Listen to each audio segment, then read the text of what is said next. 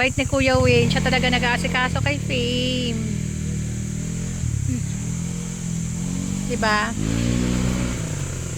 Sipag ni Fame mo. Sipag ni Fame mag-exercise.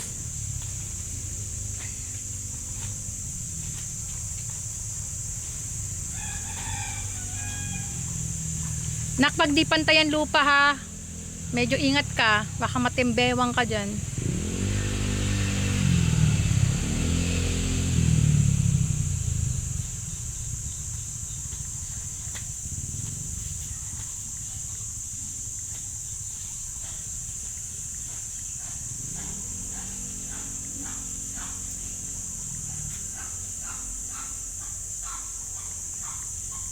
Very good! O, isang ikot pa, nak. Balik ka dito. Isang ikot pa. Kahit dito lang na ako sa bungad.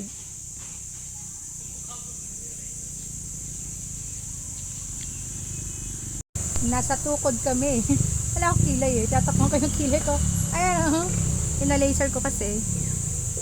Naka 5 sessions na ako. Nalugas yung totoong kilay. Nalugas yung mga hair ng eyebrows. Anyway, masaya mga kiddos. Masaya sila. Daw mainit. Kasi syempre wala ditong aircon. Walang electric fan. Wala pang gamit eh. Puro cleaning lang kami. Yan ang mga kasama natin. Mukhang nagpapahinga at napapagod na raw sila. Del, kamusta ang pag-iis-is ng buong bahay? Masaya? Tingnan mo naman si Wayne at saka si Kuya Ivan, no? Ay, nagtatalo na. Ano pinagkatalunan nilang dalawa? Upuan. Talaga si Kuya Ivan, hindi gentleman. Lagi nagpaparaya si Kuya Wayne. Kuya Wayne so kind and sweet. Si Faye mo? Basketball tayo. Shooting. Sige na, basketball na kayo. Wayne, try nga. Basketball nga. Wala naman eh.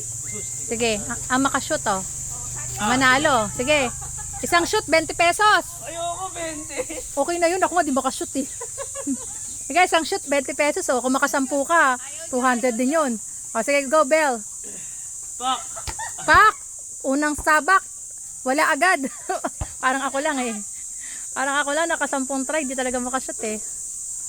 Magkakashoot ako, Pak! Wala pa din. Ikalawang try. Fame, gusto mo mag-shoot, Fame?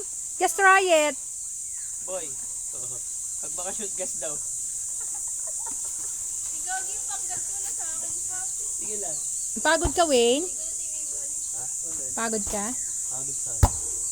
Pagod lang. Kakahiga.